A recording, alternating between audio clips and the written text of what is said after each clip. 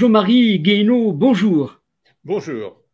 Vous êtes un homme au parcours extrêmement riche et diversifié, et surtout, vous étiez secrétaire général des Nations Unies en charge des missions de maintien de la paix à l'époque de Kofi Annan. Vous étiez aussi à la tête de Crisis Group. Vous avez une expérience rare en termes de connaissances et d'expertise sur les crises et les conflits. D'abord, ce livre que vous avez écrit, qui s'appelle Le premier 21e siècle de la globalisation à l'émiettement du monde aux éditions Flammarion, comment peut-on mettre de l'ordre dans ce désordre, si je puis dire, pour avoir ce fil conducteur et une lecture de la réalité d'aujourd'hui? Je crois qu'on est on est dans une sorte de seconde renaissance, c'est-à-dire que les technologies nouvelles changent la manière dont les sociétés fonctionnent. Et je suis vis-à-vis de ce monde dans un mélange d'émerveillement, je dirais, et de terreur. D'émerveillement par toutes les possibilités que ça offre, de connexion entre des humains qui avant étaient enfermés chacun dans leur village, en quelque sorte. Maintenant, on est dans un monde beaucoup plus global et ça a beaucoup d'avantages. Mais en même temps, ça veut dire on a plus de racines. On est ballotté par des forces qu'on ne contrôle pas. Et je pense que ça, c'est assez terrifiant et que ça explique beaucoup des réactions qu'on voit aujourd'hui. Et donc, il faut effectivement trouver un chemin pour reprendre un peu la maîtrise des choses sans s'enfermer dans des forteresses où on a peur du reste du monde, parce que ça, on ne va pas le changer. On est citoyen du monde désormais, d'une certaine manière. En effet, c'est qu'aujourd'hui, ce qu'on ressent à travers votre envie de déchiffrer le monde et de lui donner des clés de lecture, d'abord, comment expliquez-vous cette espèce d'incertitude globalisée qui nous dépasse, et comment vous avez pu vous-même assurer une certaine cohérence à votre lecture du monde? Ouais, ça m'a demandé beaucoup de travail.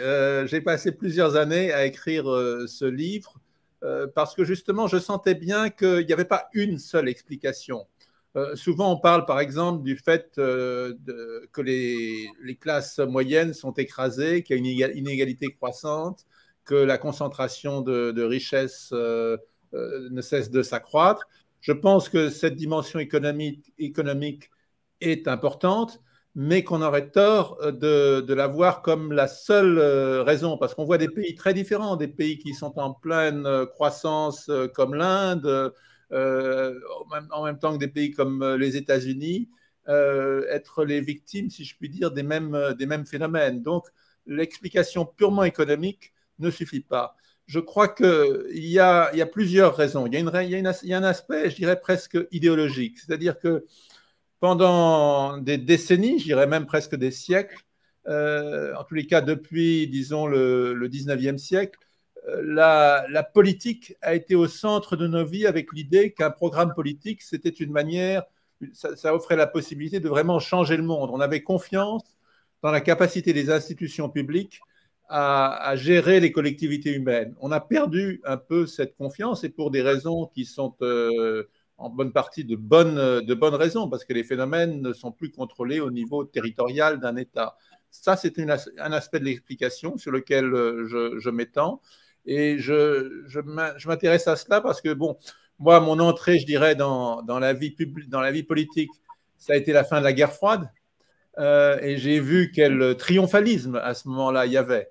Mais je crois qu'à ce moment-là, on a confondu un peu, je dirais, l'effondrement d'un système qui était à bout de souffle, le système soviétique, avec le triomphe de la démocratie qui apportait dans un même ensemble la liberté, le dynamisme économique et la paix. Et aujourd'hui, on s'aperçoit que le dynamisme économique, on peut l'avoir sans la liberté, vous voyez la Chine, et que la paix, on l'a de moins en moins dans nos sociétés polarisées. Donc je pense qu'il y a cet aspect politique, on a perdu la confiance dans la capacité des gouvernements et des institutions. Les partis traditionnels sont fragilisés parce qu'au fond, personne ne croit vraiment à un programme politique. Et puis l'autre grande explication que je développe dans mon livre, c'est l'aspect technologique. c'est-à-dire le fait qu'effectivement, aujourd'hui, vous avez des communautés virtuelles qui sont en concurrence avec les communautés territoriales et qui peuvent être presque aussi fortes que ces communautés territoriales. Et ça bouleverse complètement le jeu. Qui bouleverse la donne, en effet.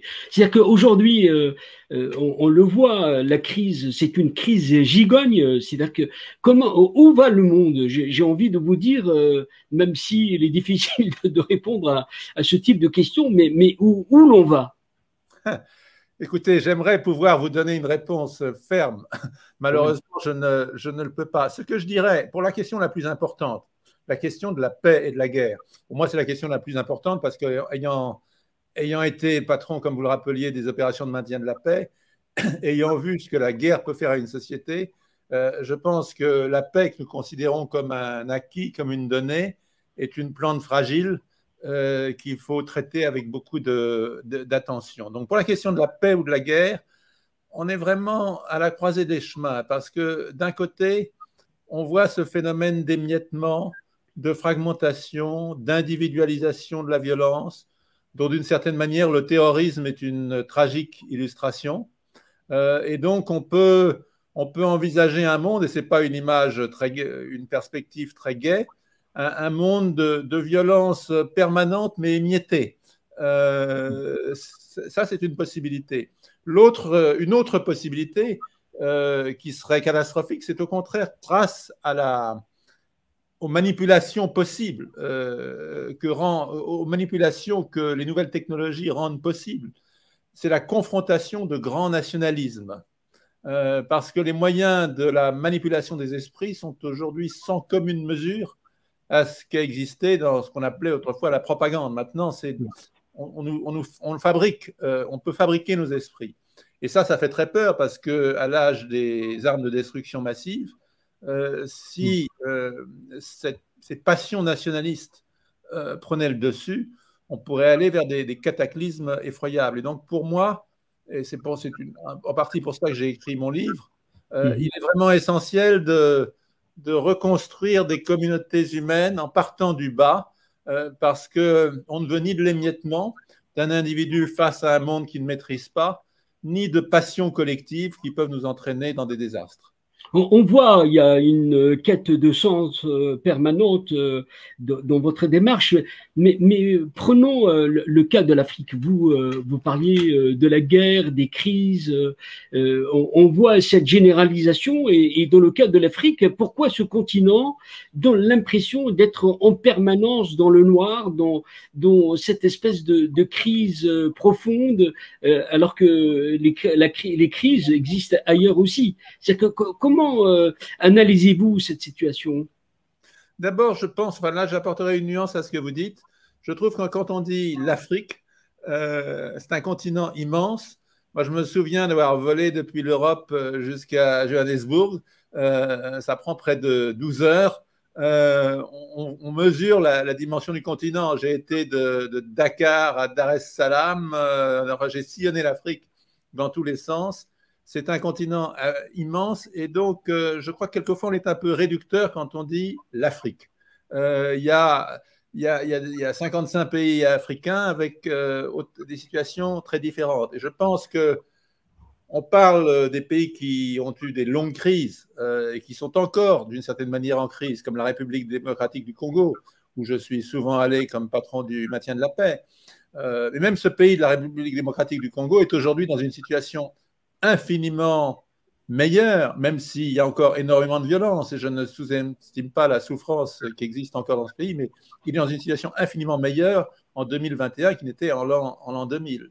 Donc, il y a des pays qui s'en tirent finalement assez bien en Afrique, qui sont sortis des crises. Regardez la Côte d'Ivoire, regardez le Ghana, enfin, on est dans une multitude de situations différentes. Donc, je crois que ça, il faut le dire. Mais cela dit, la question, au fond, de la manière dont les communautés humaines s'organisent est une question évidemment très importante en Afrique, parce qu'elle a hérité des frontières issues de la colonisation. On lui a imposer en quelque sorte la formule de l'État-nation qui est nécessaire pour être connecté au reste du monde. On ne connaît pas d'autre système aujourd'hui pour organiser les relations à travers le monde. Mais cette formule, elle a été plaquée en quelque sorte. Et donc, construire des identités collectives fortes, c'est pas toujours simple. Il y a d'autres solidarités qui jouent dans un certain nombre de situations. Et ces solidarités, elles sont aussi un élément de la résilience de l'Afrique, d'ailleurs, parce que si elles n'existaient pas, souvent le filet de sécurité qu'elles offrent n'existerait pas. Donc, je pense qu'il faut avoir de l'Afrique une vision assez nuancée. Moi, j'ai été très frappé aussi par quand je vais en Afrique, et il y a toute une nouvelle génération d'Africains qui veulent vraiment changer leur continent, qui sont pleins de confiance et d'énergie. Donc, moi, j'espère que l'Afrique va démentir les perspectives souvent pessimistes qu'on a sur elle, tout en ne sous-estimant pas, évidemment, l'immensité des problèmes à régler. Vous avez raison de nuancer et de dire qu'il faut regarder autrement l'Afrique et pas seulement l'aspect dramatique. Mais il y a quand même un sujet de préoccupation majeure et qui est vraiment un peu inédit. Le Sahel aujourd'hui, il est au cœur d'un effondrement et on ne voit pas de solution parce que il y a une espèce de quelque chose, une sorte de métastase qui taraude toute cette région et qui va même en profondeur vers le golfe de Guinée et ailleurs. C'est-à-dire que cela, pour vous, y a-t-il une solution pour ce Sahel véritablement qui échappe à tout contrôle? Et je pense, on oublie aussi la dimension pauvreté, hein. Oui, je pense que le Sahel est un cas presque tragique parce qu'il est au carrefour de plusieurs phénomènes qu'il faut maîtriser. Il y a le changement climatique, évidemment, qui rend toutes les tensions qui pouvaient exister avant entre agriculteurs et nomades, enfin, des choses qu'on connaît bien, qui existent de tout temps. Ces tensions, évidemment, s'accentuent quand les terres deviennent plus rares, enfin les terres cultivables, les terres pastorales aussi deviennent plus rares. C'est une dimension. Il y a l'explosion démographique de certains pays du Sahel. Et donc le sentiment qu'au fond, ces terres ne vont pas pouvoir soutenir la population de demain. Parce que, en plus, pour beaucoup des pays, ce sont des pays enclavés, et donc ils ne vont pas devenir Singapour. C'est simplement géographiquement pas possible. Donc il y a, pour le Sahel, me semble-t-il, l'immense défi, c'est que d'un côté, il faut qu'il y ait des fiertés nationales. Je dirais, il faut qu'au niveau de chaque pays, il y ait une mobilisation nationale, parce que sans cette mobilisation, on ne peut pas, sans projet collectif, bon, ça c'est quelque chose sur lequel j'insiste beaucoup dans mon livre, je crois qu'on a besoin de collectif. Sans projet collectif, on ne peut pas avancer, mais en même temps, aucun pays du Sahel ne peut s'en sortir tout seul. Et c'est ça la difficulté. Il faut à la fois bâtir que les populations du Sahel se bâtissent des États bien spécifiques avec leur identité propre, et qu'en même temps, elles travaillent ensemble. Parce que l'espace ne peut pas être maîtrisé au niveau de chaque État. Et je pense que, bien sûr, au Sahel, il va y avoir, les migrations vont continuer. Et donc, la capacité des États à accueillir des populations, beaucoup dépend par exemple de la manière dont le Nigeria va évoluer. Si le Nigeria est une réussite, lui-même est un pays qui grandit beaucoup, qui grossit beaucoup. Mais s'il est une réussite, il pourra absorber davantage de population. Si les crises au Nigeria s'approfondissent, ça ne sera pas le cas. Et donc, à ce moment-là, on aura des migrations davantage vers l'Europe, avec la question politique de la relation entre l'Europe et l'Afrique. Moi, je pense qu'il est normal que l'Europe accueille davantage de migrants africains, mais ça doit être, ça peut enrichir l'Europe, mais c'est une migration qui doit être gérée et pas dans les circonstances tragiques qu'on voit aujourd'hui. Concernant les solutions, on les connaît, elles existent, on les a théorisées, mais ça a un coût, ça demande du temps. On le voit, on est dans une forme d'urgence et les choses au long cours n'opèrent pas, en tout cas ne trouvent pas d'audience auprès des décideurs. Mais comment sortir de ce dilemme? Je pense qu'effectivement, entre le temps de la politique, qui est un temps court, et le temps des changements structurels, qui est un temps long, il y a une tension qui est de moins en moins bien gérée. Je crois que le rôle des leaders politiques, même s'ils ne peuvent pas changer le monde d'un jour à l'autre, parce que ce n'est pas comme ça que ça se passe, il est très important qu'ils donnent une perspective. Parce que ça fait partie de la construction du collectif. Donner une perspective, je ne veux pas dire qu'ils mentent, parce que ça, c'est catastrophique, ça détruit tout l'élément de trust, de confiance, sans lequel il ne peut pas y avoir de communauté humaine. Non, pas qu'ils mentent, mais qu'ils ouvrent la possibilité d'un autre avenir et qu'ils expliquent comment on va y arriver. Et donc, même si cet avenir va prendre du temps à construire, ça donne aux populations le courage qui est nécessaire pour effectivement faire des transformations. Je crois que c'est un rôle essentiel des leaders politiques dans tous les pays.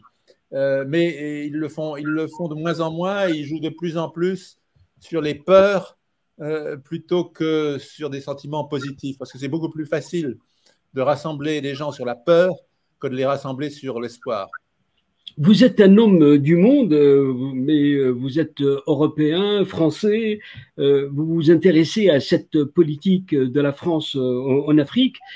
Comment aujourd'hui voir ce partenariat qui a du mal à prendre en fait, il y a plein de choses mais qui sont en décalage en réalité avec les véritables besoins et on sent qu'il y a des frustrations et même un choc terrible des perceptions entre l'Afrique et notamment la France et l'Europe. Oui, ben, l'histoire de la France et de l'Afrique est une histoire chargée. Le colonialisme, ça existait. Il y a eu beaucoup de crimes commis pendant la période coloniale. Et je crois qu'il est important qu'on ait la mémoire de cela. Non pas pour, comment dirais-je, faire pénitence tous les jours, parce que ça, je crois que bâtir simplement sur la culpabilité une relation, ça crée du ressentiment et je ne pense pas que ça soit une fondation solide pour une relation, pour un avenir apaisé. Et je crois que la France, elle a à faire son travail de mémoire, elle a à prendre conscience de tout ce qui a été fait. Il y a eu du bien, mais il y a eu beaucoup de mal. Je crois que c'est important d'en être conscient. Et ensuite, de bâtir une relation où il y a des inégalités, parce que d'un côté, il y a des pays très riches, et faire semblant que ce n'est pas le cas, c'est une hypocrisie. Les intérêts ne sont pas exactement les mêmes. Il faut reconnaître ces inégalités, mais il faut faire preuve, les riches doivent faire preuve d'humilité, ce qui n'est pas toujours le cas des riches. Je crois que c'est important. Ça, c'est quelque chose que j'ai senti très fort quand je dirigeais les opérations de maintien de la paix. Je crois que pour réussir une relation, il faut avoir l'humilité, l'intelligence de comprendre la dignité de l'autre. Il faut reconnaître la dignité de chacun. Et je pense que ça dépasse la politique. C'est une certaine attitude humaine vis-à-vis des autres qu'on a ou qu'on n'a pas. Et ça se construit, mais c'est un travail sur soi-même qu'il faut faire. Et je pense, et c'est là d'ailleurs, je reviens à ce qu'on disait au début de notre conversation sur l'Afrique et sur tous les drames de l'Afrique. Je crois que c'est très important que les Européens, que les puissances qui ne sont pas africaines comprennent la diversité de l'Afrique précisément pour ne pas être dans une attitude, je dirais, compassionnelle, dans une attitude de charité, mais pour être dans une attitude de vrai partenariat. Pour ça, il faut reconnaître la diversité de l'Afrique, le dynamisme qui existe chez beaucoup d'Africains, et avoir l'humilité de comprendre que soi-même, on peut donner un coup de pouce, on peut aider. Moi, je ne suis pas de ceux qui disent « Oh, l'aide au développement, ça ne sert à rien ». Je pense que c'est un discours commode qui permet de justifier des coupes budgétaires sombres. Je crois qu'il y a des pays qui ont vraiment besoin d'aide au développement, mais qu'à la fin des fins, c'est vrai que ce qui décide de l'avenir d'un pays, ce sont les peuples de ce pays, le peuple de ce pays. Dans le maintien de la paix, j'ai souvent dit que ceux qui peuvent faire la paix, c'est ceux qui ont fait la guerre. On peut aider ceux qui ont fait la guerre à faire la paix, on ne peut pas la faire pour eux. Et je crois que le développement, c'est la même chose. Et donc, il faut avoir cette attitude de respect, d'humilité et en même temps de solidarité, parce qu'on fait tous partie de la famille humaine. Dans ce monde en crise, on a un modèle qui lui-même en crise, ce qu'on appelle la démocratie à l'occidental, et qui a du mal à s'appliquer en Afrique. On voit que ça marche pas. Et on voit cette espèce d'autocratie qui se généralise au niveau de la planète. Et donc, il y a véritablement une crise systémique. Comment aujourd'hui penser à l'alternative? Je crois que la crise de la démocratie vient beaucoup du fait qu'on a réduit la démocratie à un simple mécanisme électoral, à un mécanisme d'attribution du pouvoir. Alors qu'au cœur de la démocratie, il y a l'idée du débat, de la discussion, du partage. Si j'étais africain, je dirais de la palabre. Non, mais je crois que c'est très important. Je pense que l'idée d'un espace commun où on discute ensemble des questions qu'il faut régler, c'est ça le cœur de la démocratie. Et l'élection, elle est importante, elle est essentielle, parce que c'est par l'élection qu'on peut se débarrasser de dirigeants incapables. Mais l'élection, elle vient en quelque sorte en bout de course. S'il y a l'élection sans tous ces débats, sans cette construction de l'espace commun, on est dans cette vision desséchée de la démocratie qui est en train de détruire les démocraties occidentales et qu'on a vendu à l'Afrique et au reste du monde, alors que ce qu'il faut, c'est bâtir ces espaces communs. Et ça se fait de bas en haut, en construisant des légitimités locales aussi. Oui. Vous voyez, je reviens sur la République démocratique du Congo. Quand on a fait la séquence des élections après la guerre du Congo, on a commencé par l'élection présidentielle. Moi, je suis de ceux qui pensent que ça aurait été beaucoup mieux de commencer par des élections locales, de bâtir des légitimités locales et à partir de là, de bâtir la légitimité des autorités nationales. Je crois que dans beaucoup de pays, cette observation peut s'appliquer. Alors, pour résumer et terminer cet entretien, peut-être terminer sur une note positive, qu'inspire pour vous la révolution digitale? C'est-à-dire qu'en quelques mots, je sais que vous êtes le roi de la condensation de la pensée en termes de synthèse. Est-ce que vous pourriez nous dire comment voyez-vous cette révolution? Va-t-elle apporter quelque chose de révolutionnaire, je dirais? Je crois qu'elle apporte quelque chose de révolutionnaire parce que elle est comparable à la révolution qui a été le livre imprimé. C'est-à-dire elle met dans la main de millions, de milliards d'êtres humains la possibilité de l'accès au savoir d'une façon qui n'a pas de précédent dans l'histoire de l'humanité. Ça, c'est le côté positif. Le côté négatif, c'est qu'elle permet toutes les manipulations et que la question au fond de l'autorité du savoir n'est pas réglée parce qu'on a accès à tout, on a accès au savoir, on a accès aussi à tous les mensonges. Et donc, je pense que la révolution digitale est en train de créer un nouveau pouvoir, qui est le pouvoir des données, et que ce pouvoir des données, il va falloir le contrôler. Au fond, on dit que la justice doit être indépendante, on a raison, il va falloir créer l'indépendance de la gestion des données. Aujourd'hui, on voit deux modèles qui s'affrontent. On voit un modèle chinois où les données, c'est le Parti communiste chinois qui essaie de les contrôler. On voit un modèle occidental où c'est de plus en plus des grandes entreprises de données qui les maîtrisent. Les Facebook, les Google, toutes les grandes entreprises de données. On voit bien qu'aucune de ces deux solutions n'est vraiment satisfaisante. Il faut trouver, face à ce nouveau pouvoir, de vrais contre-pouvoirs parce qu'il ouvre d'énormes possibilités pour le bien, mais aussi pour le mal. Il y a tant de sujets à traiter avec vous et vous l'avez abordé dans votre excellent livre qui s'appelle Le premier 21e siècle de la globalisation à l'émiettement du monde. Jean-Marie Guéhenno, je vous remercie d'avoir été avec nous. À très bientôt. À très bientôt.